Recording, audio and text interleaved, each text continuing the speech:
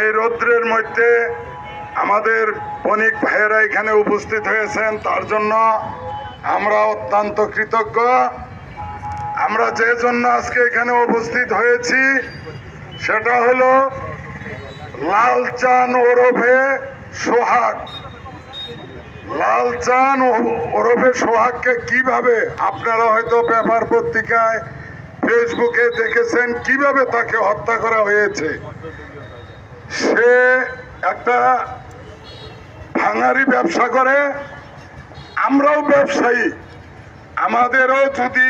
আমাদের যদি ভাতৃপ্রতিম না থাকে, ব্যবহার না থাকে, আজকে আমার সোহাগকে এইভাবে মৃত্যুর মুখে পড়তে হয়েছে, আবার 2 দিন পরে আরেকজনকে পড়তে হইতে হয়। পারে কিনা? তো আমরা এটার তীব্র নিন্দা এবং প্রতিবাদ জানাই।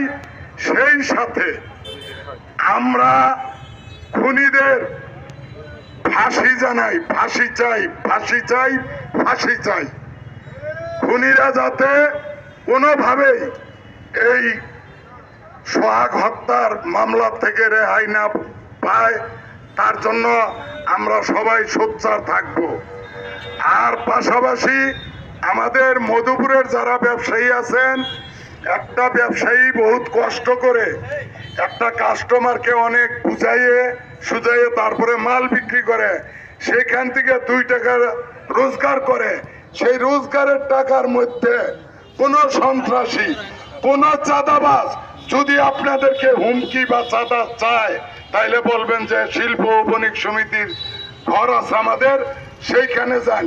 তারপরেও যদি আপনাদের সাথে দুর্ব্যবহার করে, তাহলে তাকে আটকায় রেখে আমাদেরকে সংবাদ দিবেন। আমরা চেষ্টা করব প্রশাসনকে সঙ্গে নিয়ে যে তার উপযুক্ত বিচার আমরা করতে পারি কিনা। কর্ম করে খায় যারা আজকে চাঁদাবাজি করে, তারা কর্ম করে খায়, আমাদের মতো কর্ম করে খায়।